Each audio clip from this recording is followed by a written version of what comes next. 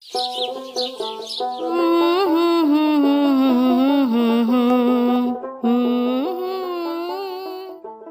না দিদি, খেলতে চাই। চল, আজ আঠা মাটি দিয়ে বড় বউ বানাবো। একদম না তুলি, এখন তো আম্বুবাচি চলছে, এই কয়েকদিন মাটিকে ব্যথা দিতে নেই। কেন মা? আম্বুবাচিতে মা ধরিত্রী ঋতুমতী হন এবং তিনি বিশ্রামে থাকেন। এই কয়েকদিন জমিতে লাঙল দেওয়া এবং মাটি কাটা একদম বারণ।